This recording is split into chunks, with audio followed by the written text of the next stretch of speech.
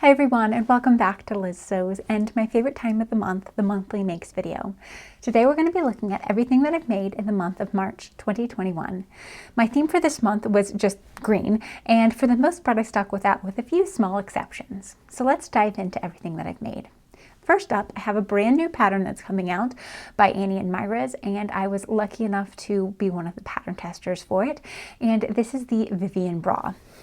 So here you can see the Vivian bra made up. It doesn't exactly meet my green quota, but I still think it was close enough that I could include it into this video. So this bra is unique because it is a partial band bra. You see that the fabric does not continue along below the cups. There's just a center bridge piece here and then the outer wings as well.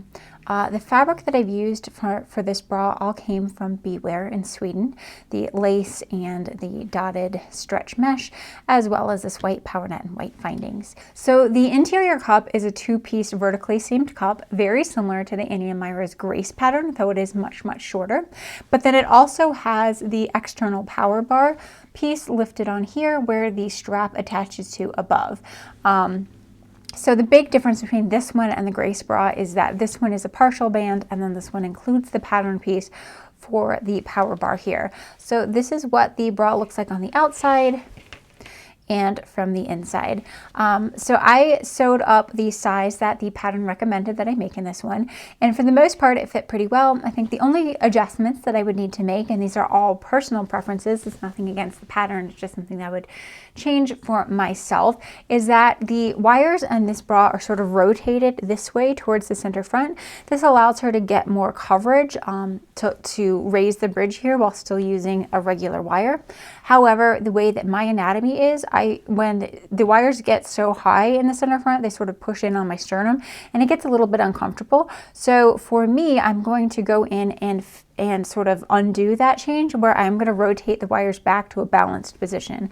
So what balanced position means is that if I'm looking at the wire, the lowest point of the wire is probably right about here, and I'm going to set that back probably like 5 millimeters or something like that, and that's going to allow me to rotate the wires back this way a little bit so that I can be a little bit more comfortable in the sternum for me.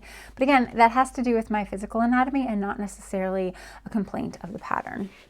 So that is the Annie and Myra Vivian bra using materials from Swimwear. So next up this month, you'll see I got very much velvet crazy, which let me tell you has led to a lot of fluff in my machine, but I was really, really enjoying it, and I love all the pieces that I put together this month using velvet. So the first one that I've done is a Nanook bodysuit, and this pattern is from Ululu. I worked on this pattern just a little bit more this month, adding another 1.5 inches in between the waist and the underbust line, and now I got something that I think really fits me well. I did have to do a lot of adjustments to this pattern in the length of the torso, but that's not surprising considering the pattern designer is believe she might be petite, and I am decidedly not petite in the torso. So I've just used this green velvet, which looks absolutely luscious in person. I'm afraid it doesn't photograph incredibly well, but I still love it. And it's a very simple basic bodysuit, right? It's just, you know, velvet all along the bottom and then this sort of two-piece vertically seamed bust portion right here. But I really, really like how it turned out. Super comfortable to wear, and I used some straps, some matching green straps, and some burnished or antique bronze hardware. I don't know, for me, green and gold goes really well together, so I always like to use that. I bound all of my edges in black fold-over elastic and then lined the interior of the bust portion in black power net. I left the rest of it unlined. You can see how it's just that green velvet material. In this pattern, they recommend that you put some thicker picot elastic just around the underbust for support, but I tried it on before I put the picot elastic in, and I thought it worked perfectly fine without it, so I didn't bother putting it in because that does add a little bit more stitching along the outside, which I was trying to avoid. I modified the back of this slightly. I think the original back has some crosses and all that stuff like that, so what I've done is sort of scooched in the scoop on the center back. I think originally the scoop was much wider. I scooched it in a little bit. I didn't scooch it in enough, so I made another bodysuit with this pattern this month as well, and I did it even more, but this one is okay. But you see it sits quite wide on the back, so the next one I did it even tighter of a curve. And so then I just did one continuous piece of strap elastic that goes and connects to this side and then comes back and connects to this side over here. So one long continuous piece, so I got something that looked really nice and clean finish on there. So really happy with how this turned out. Hopefully I'm gonna try to pop in some videos of me wearing a lot of these things, at least the ones that I feel comfortable sharing on the internet. So that is the Anouk bodysuit in my velvet green. So I'm thinking I'm just going to go ahead and talk about the rest of the items I made out of that exact same velvet, because there's not much different to say about the fabric, just different patterns. So this one is a set that I made with that hunter velvet, and I did a Watson top and a pair of matching high-waisted bikini bottoms, which I absolutely adore this set. I wore it a couple of times already this month, and it's so nice and cozy, and it makes me feel put together and fancy and adulting, but still super easy to wear.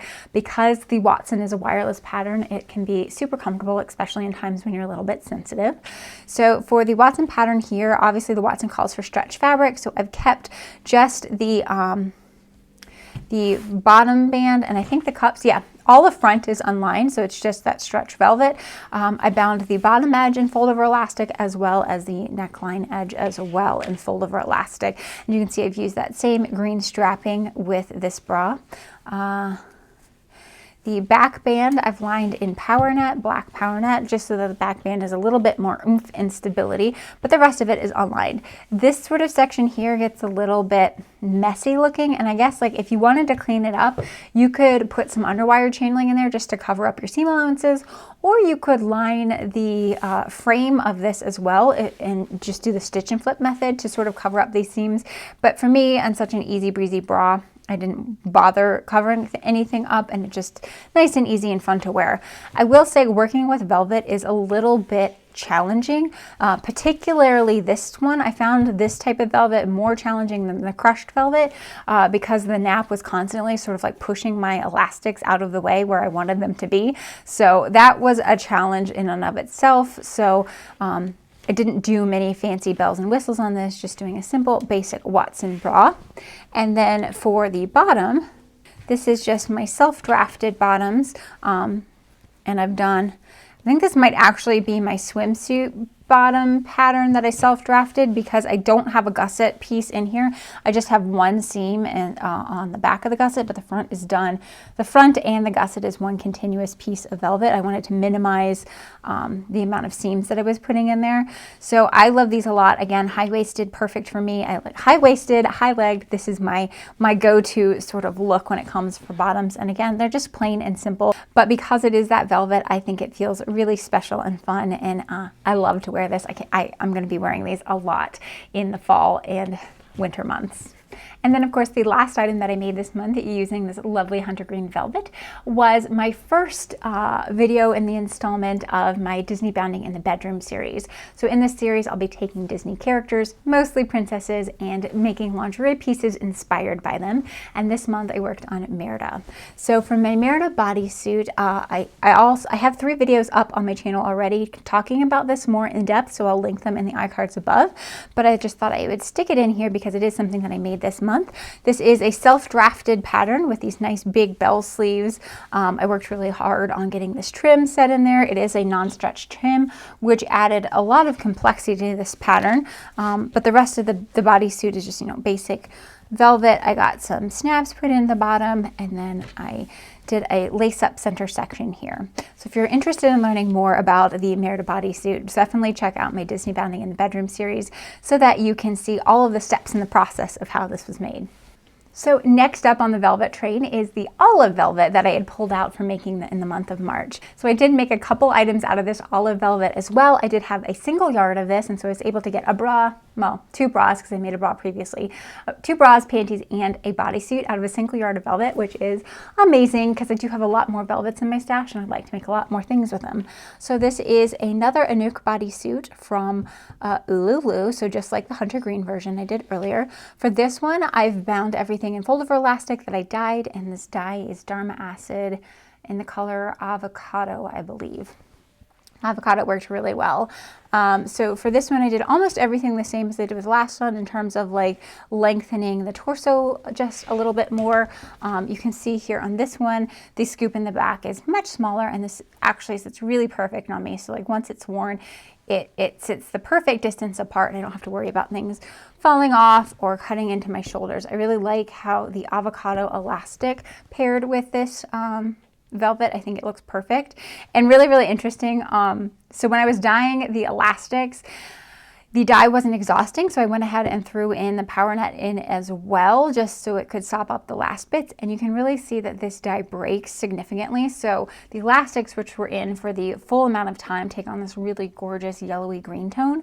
But the power net, which I put in at the very, very end, is just picking up the last bits of dye that hadn't striked yet. You can see that this one is significantly more blue toned. It doesn't really matter to me that it doesn't match, just because it's inside and no one's really going to see it. But I thought it was an interesting thing to note that yes, the Dharma Acid avocado colored dye does break, and it's picking up different colors depending on what time or how long the fabric is in the dye. So I thought that was really interesting. So just like I did for the Hunter Green one, I left out the underband elastic here, and it makes this thing really, really comfortable and easy to wear. I did get a question on Instagram, I believe, about people being hesitant to use velvet in undergarments. So you know how like when you rub velvet, one side is going to be really smooth and the other direction is really rough when you rub against it. And so if you're wearing tight fitted clothing, what happens is it'll slide down perfectly fine, but then it never slides back up again because it's going against that sort of nap. And so if I was wearing a tight fitted shirt, my neckline was getting lower and lower and lower throughout the day because it was sliding down and never coming back up again. So it's one thing to be aware of if you are wearing velvet lingerie. It works a lot better, in my opinion, with something like an oversized sweater over top of it, or cardigan or anything like that, or just lounging around in a sweatshirt. I'm still going to be making velvet lingerie because I love it. It feels luxurious, but it's just not the most practical thing for making lingerie out of, so it's something to be aware of. So in addition to the bodysuit, just like I did for the Hunter version, I made a Watson set as well because I was wearing the Hunter one so much. And so the Watson set, here is the bra on here. Just like always, the last one, I left it unlined completely in the cups and front band, and then I lined the back band piece in power net. So this is power net that was in for the entirety of the dye bath, right? And then this is power net that I put in right at the end of the dye bath, and you can see the huge difference in coloration that you're getting. So here is the Watson bra. Again, not much to say about this because I followed it as written and no major changes. And then of course, a matching pair of high-waisted bikini bottoms. These, you can definitely tell I have a really long bottom torso when I put this on screen. That's crazy.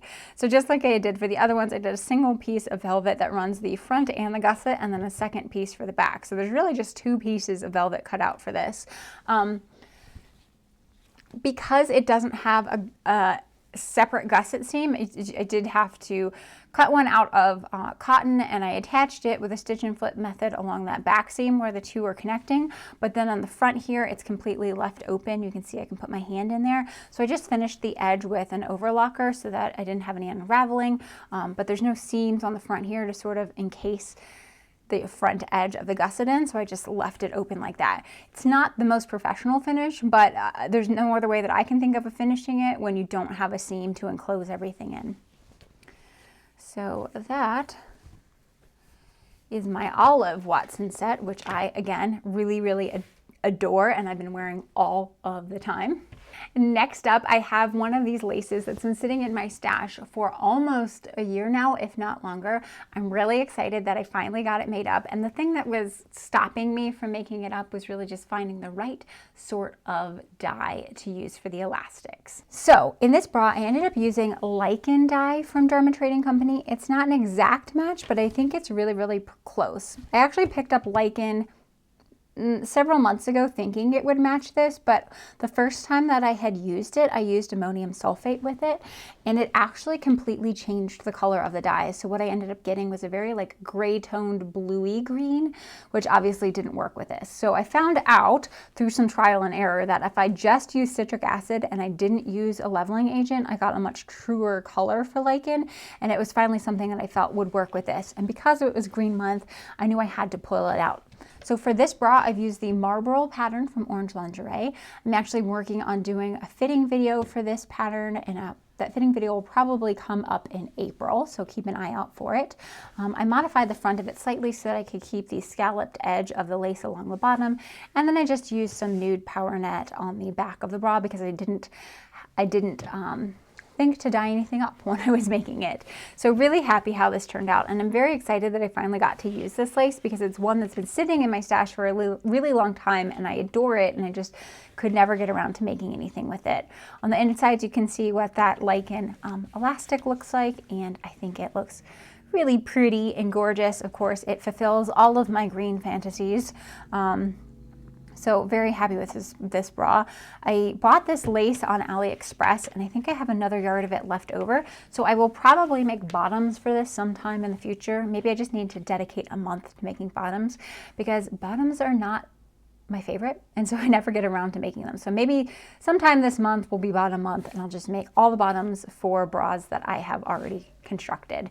But really excited with this Marlboro bra using this really lovely green lace. So next up, I have another bra using lace that I purchased from AliExpress. It's this really nice sort of hunter green lace. For this bra, I went and used a new to me pattern. This is the Mara Bralette from Studio Costura. So I've never used this pattern before, but I thought I'd give it a try out. It is a bralette, so it is no wires in it, but it does use some underwire channeling just beneath the bust line to help stabilize it, and then the bridge and frame portion is non-stretch, so it does have a little bit more support there. When I'm making bralettes, my preference is for ones that have the non-stretch frame, because I find that when you have the non-stretch frame and then the stretch cup, you actually do get, you know, from the side profile, you get something that actually looks like a bust rather than just smushed. I don't have a whole lot of breast tissue in the front, so if I wear bras that just smush you in, what I look like is a boy.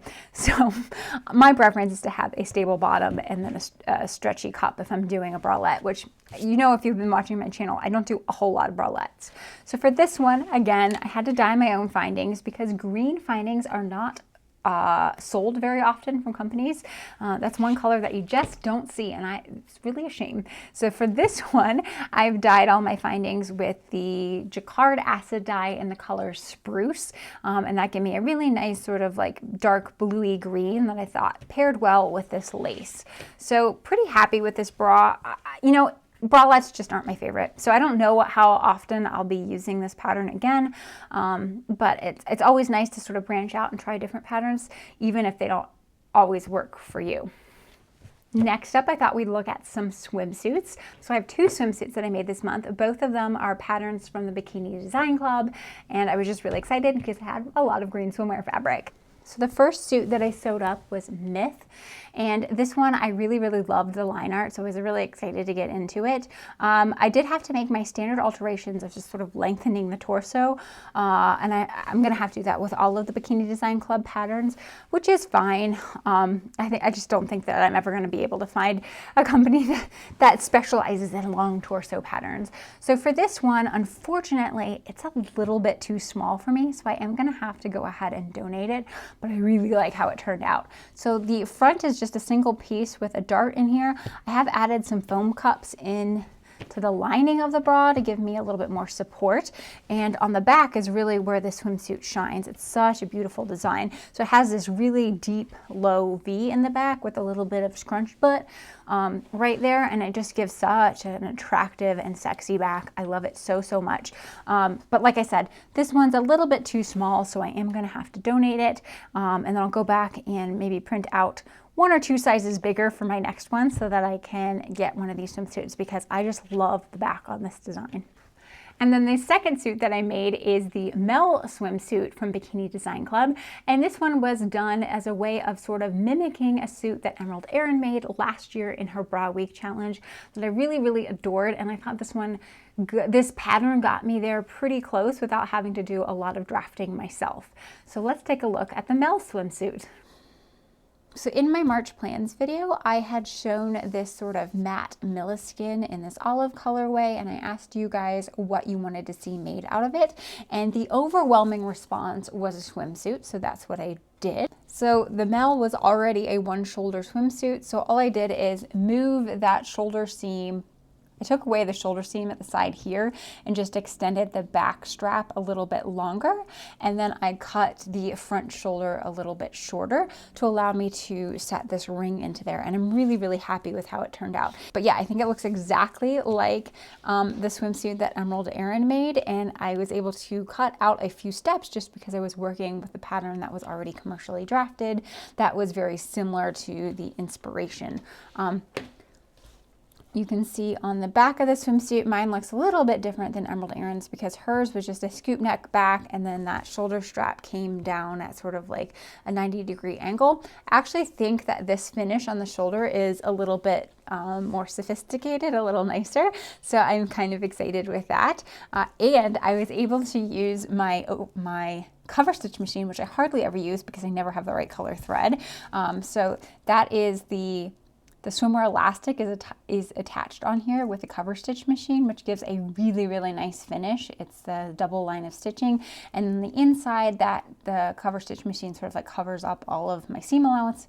And so on the inside I use sort of I think it was like natural was the color of the thread to sort of blend in with that swimwear lining. So I think that the finish on the swimsuit is spectacular. It's one of my best finishes I've done so far. So I definitely could see myself using the cover stitch machine again for swimsuits, as long as I'm not doing something tricky like a V neckline. But yeah, I think the double line of stitching looks great. It gives you a nice clean edge to there, and I just think it looks really good. So very happy with this swimsuit. I'm glad you guys convinced me that this is what I needed to make, because it definitely will get a lot of use in my wardrobe. So last up, we come to the clothing section of this week's Makes video. I haven't done a ton of clothing lately, but I did make 3 tops this month. The first one is the one that I'm wearing here, and this is the Granville top from Sewaholic. I picked up this fabric because I thought it was really, really interesting. I'll pop it over to the top-down view, and hopefully you can see there that it's a gray chambray fabric, but it has these like neon speckled slubs of like pink and green. I'm hoping that it's picking up on the camera because I think it's absolutely stunning. So from far away, it just looks like a gray button-up shirt, but definitely when you get closer, you start seeing all that little texture and detail in the fabric, and I think it really makes something that's special. I enjoy using this pattern a lot. I will say that the Granville pattern is made for somebody who's a lot more pear-shaped than I am, so I did have to grade down the hips slightly, but I kept the bust and waist in my size, and then I slimmed down the hips, I think 2 sizes, because I just don't have that big of a flare on the bottom. And then the last tops that I've made were Hepburn turtlenecks, and I have made this pattern several times already. I've made the one back here, which you can see is in this like olive green brushed poly knit that I purchased from fabric.com. I really like how this turned out. And then of course I will pop in a video over here of me wearing another Hepburn turtleneck using the Laguna cotton jersey from fabric.com, and this is in the colorway Bonsai. I really, really enjoy this pattern. I think I've made about 5 of them now. I think they're a great staple in my wardrobe. It's something I can throw on with a pair of jeans, and I feel like elevated and put together. Like it's not hard, and I really love them. And they keep me warm in the cooler months. So I hope you guys have enjoyed everything that I've made in the month of March, and I'll see everyone next time. Take care.